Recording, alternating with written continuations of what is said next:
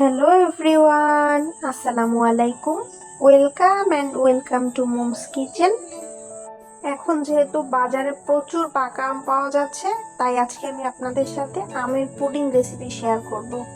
আমের পুডিং বানানোর জন্য প্রথমে আমি আম ছোট ছোট টুকরো করে কেটে ব্লেন্ডারে ব্লেন্ড করে নিয়েছি, মানে আমের একটা পিউরি তৈরি করে নিয়েছি। পুডিং বানানোর জন্য আমি 1.5 কেজি দুধ ঘন করে জাল করে 1/2 কেজির একটু বেশি করে নিয়েছি এবং ঠান্ডা করে নিয়েছি। তার মধ্যে দিয়ে দিয়েছি স্বাদ অনুযায়ী চিনি আমি এখানে একটু কম ব্যবহার করেছি, যেহেতু আমরা একটু চিনি কম খাই। আর এর মধ্যে দিয়ে দিয়েছি আগার আগার পাউডার, আর দিয়ে দিয়েছি অল্প একটু ফুড কালার। আপনারা চাইলে ফুড কালারটি স্কিপও করতে পারেন, আমি জাস্ট কালার একটু ভালো দেখা যাবে এই জন্য ইউজ করেছি। এরপরে আমি চুলায় বসিয়ে জাল করে নিয়েছি একটা বলক ওঠা পর্যন্ত। তারপরে এরকম একটা পুডিং বাটি নিয়েছি স্টিলের। আগে থেকে যে আমের পিউরিটা বানিয়ে রেখেছি ওটা প্রথমে দিয়ে দিব। এটা ভালো করে একটা লেয়ারের মতো করে দিব এবং সমান করে দিব। এর উপরে সেই দুধের মিশ্রণটি দিয়ে দিব গরম থাকা অবস্থায়। আমি এরকম 2টা বাটিতে পুডিং সেট করতে দিয়েছি, 2টা কাজই একইভাবে করেছি।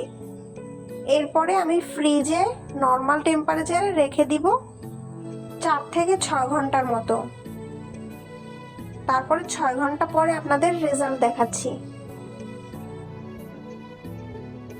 6 ঘন্টা পরে আমি ফ্রিজ থেকে বের করে একটা ছুরির সাহায্যে চারপাশটা একটু ভালো করে ছুটিয়ে নিব। তারপর এরকম ঢেলে নিয়েছি। আমের পিউরিটা এরকম থাকার কারণে খেতে কিন্তু আরো বেশি মজা হয়েছে, কারণ একদম আমের একটা ফ্লেভার পাওয়া যাচ্ছে।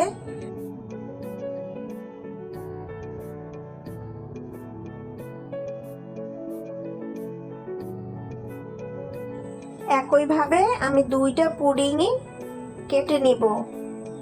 এখন যেহেতু বাজারে প্রচুর আম পাওয়া যাচ্ছে, আপনারা চাইলে একবার ট্রাই করে দেখতে পারেন।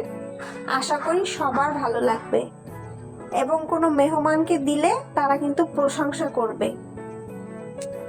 বাচ্চারাও খেতে খুব পছন্দ করবে। আপনারা একবার বানিয়ে দেখতে পারেন। এরকম নতুন নতুন ভিডিও পেতে আমার পেজের সাথেই থাকুন। আমার পেজটি ফলো করে দিবেন এবং আমার ইউটিউব চ্যানেলটি সাবস্ক্রাইব করে দিবেন। লাইক কমেন্ট শেয়ার করে সবাইকে ভিডিওটি দেখার সুযোগ করে দিবেন। আবার দেখা হবে নতুন কোনো ভিডিওতে।